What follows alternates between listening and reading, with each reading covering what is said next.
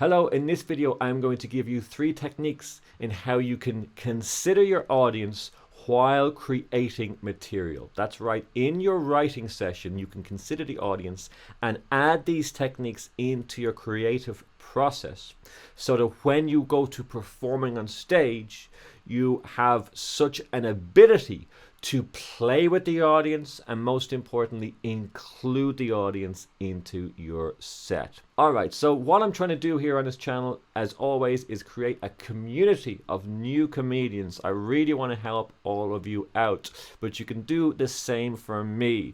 My channel has been kind of around the 200 subscribers a month for a long time now, and I get quite a few views on videos, and as you can tell, I'm making a video every day at the moment. So all I want you to do is hit the subscribe button. There's no reason as to why this video, if you hit the button, can't get me another 200 subscribers alone, just this video, and it would really mean a lot to me. I'm going to keep working hard for you. All you have to do is enjoy, take value from the videos, and hit the subscribe button. I really would appreciate it. And also, if you are a performing comedian and you have footage of yourself on stage in front of an audience, I can help you out. If you want to support the channel, all you have to do is drop into the description box, check out the email address. I will also put it in the comment section as well. And you can get in touch. I will love to offer you a positive critique on your set. So if you're interested in that, I've been doing this 24 years. There's nobody I cannot help out. So if you're interested, drop into the description box or the comment and email me. I'd love to hear from you. Let's get into the theory on today's video. Tip number 1 is to purposely add moments of silence in your writing, which means while you're literally creating the material you're going to say on stage, you're going to give yourself purposely moments of silence. You're going to leave a gap literally on the page and move quite a little bit further down and start to write again. And when you're finished your set, you can look back at all of the little brief moments of where you have a silence, which means that's where a lot of tension is going to be created. And I guarantee you, now and then, that tension is going to be filled with a small bit of laughter from small pockets of the room. Even if, technically, there wasn't even a joke there. You're just going to be playing the stand-up comedy game correctly by giving them information, giving them jokes, but also having moments of silence where it's not filled with laughter, where it does not come directly after a punchline. This will do a few things. It will benefit your ability to leave a moment of silence for the correct amount of time after a punchline. And you might ask, what's the correct amount of time? That's unique to you. Some comedians find that it suits them better to cut into the laughter that they receive with a tag or a secondary punchline. Others like to leave it if you're more deadpan and you're a slower paced act. Others then you're going to like to leave it longer and let the energy die down, perhaps even to a silence, and then hit them with a tagline, the secondary punchline, another laugh. And that's for you to play with. That's for you to see where you're comfortable doing. Whatever style's perfect, it's the right answer for you. But how we get here is by putting moments of silence purposely into areas where they didn't exist before. I've already covered the fact that sometimes now and then you're going to get a laugh to fill up that silence because it shows you're not afraid to be in the silence. And a comedian that's not afraid to be in the silence is going to be rewarded by the audience, because if you're confident, we believe in you and we will listen to what you have to say. Okay, so that's tip number 1. Add silence specifically and purposely while you are writing and practice it with the silence. And later on in your career, the moments of silence will be spontaneous on stage and they'll feel oh so natural.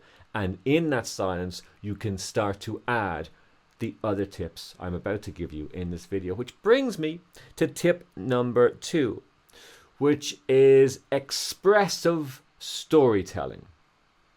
So what we are going to do is we are going to start as early on in the career as possible at getting our body, our presence, our personality, and most importantly, our facial expression behind the message we're sending out. And I don't care what kind of an act you are. We all have to use as many gifts and as many tools as we have, right? Whatever we can use, we should be using on stage. And facial expression is one of the most powerful forms of communicating on stage. Why do you figure out how to add these pauses and in the way that the styling that works to you? Now you're going to play with the pause, and you might do a specific facial expression to highlight something that you've just said. Perhaps what you've just said is a bit bizarre. Perhaps it's slightly humorous. Perhaps it's a little weird. What facial expressions goes along with that? Because again, another guarantee in this video, if you follow the silence with the correct facial expression that furthers your point in what you're saying, even if it's not that funny, it's going to get a laugh in that room. It just has to, because again, you're ticking the stand-up comedy box. It's the formula that works. Tell them something, silence. When the silence, it gets tension around what you've just said, and then you meet that tension with a facial expression that equals the same idea you had. You're furthering on that idea you had. You're furthering on that belief. You're pushing it down their throats. And I don't mean you need to be goofy. You can add the facial expression any way you want. Some of you are going to be perfectly able to be goofy and fast-paced on stage. Others are just going to be a more subtle form of it. But even if you do a subtle 5 or 3%, and that's all you can work because that's your character, then it's going to be just as much as someone who needs to be way more expressive needs to add 100% in order for it to work. So subtle people are perfectly capable of doing this as well and getting a lot of laugh and a lot of mileage out of a very small movement in their face. It might even be rolling the eyes. Whatever it is that you have on that piece of paper, further the meaning by adding a little facial expression. And of course, brings me to my final point, which is possibly the most powerful and can or may not be done along with the other two techniques. And this is very, very exciting, and it's fun and it's easy, and I don't even want you to practice it, because the more you do this spontaneously, maybe in front of an audience, the better.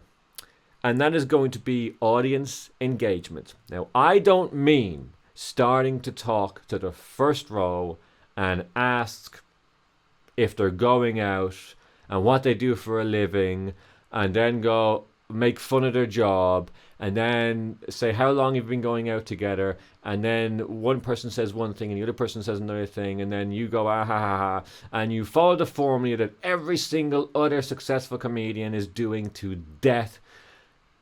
Perfectly fine if you want to go down that road. It's easy and it's going to be quick to get laughs. Fine. I mean a better way. I mean a way to talk to the audience based on your set to make sure they're paying attention. And you can literally, you have the freedom to ask your audience, are they on board with what you're saying?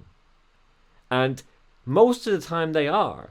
But it doesn't even matter if the answer you get is negative or positive. It doesn't matter, because this is about playfulness. You're not literally stopping to ask them if it's all right or if it's going well. You're playing the part of the comedian, especially a new comedian, where you're in a safe room. It's a fucking open mic. They're all there to see you struggle just like they're struggling.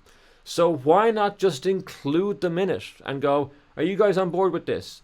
Or you might even say something like, are you guys on board with this? And then they go, yeah. And then, yeah, good, because if you're not on board with this, where we're going to go with it is just, or something like that, you know? It's like, don't worry, this is, you might even go, don't worry, this is the difficult part. We're going to get to the easy part at the end. What I used to do is I used to say, are you guys on board with what I'm saying? And then if they say, yeah, I'll go, okay, good, because there's going to be a quiz at the end of my set. And you're going to have to say my set backwards to me. And if anyone misses one word, I'm going to do the entire fucking thing all over again. Something stupid like that, you know?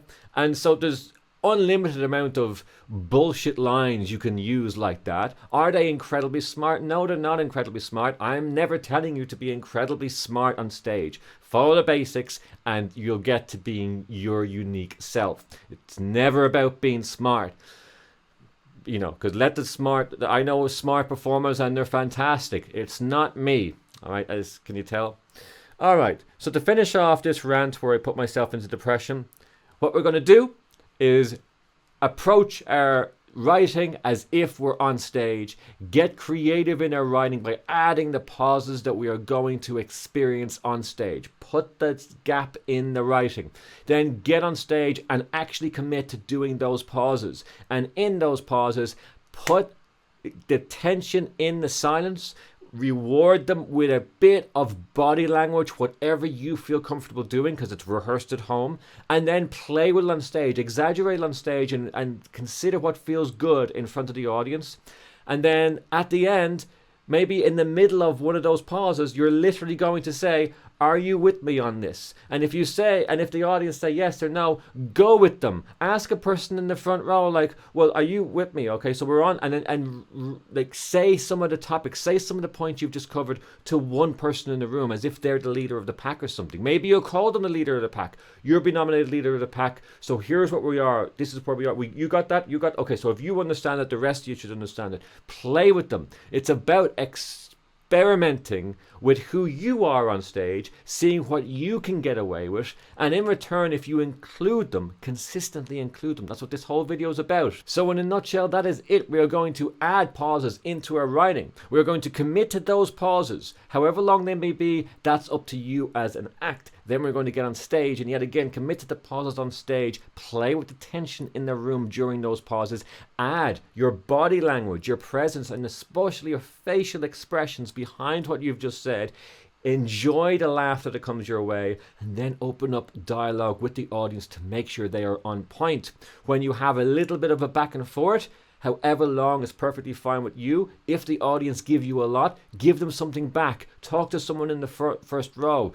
Maybe go over a few topics that you've covered or a few points that you've covered about your story just so they're on board. Play with it with the audience. Get them in that way. And then when the energy is correct in your own perception, continue on with your written material. And do this as often as possible. Consistently breaking that fourth wall, gathering all of the audience in and making it so that you're bringing them, you've got your arm around them and you're bringing them through your set. You're not leaving them.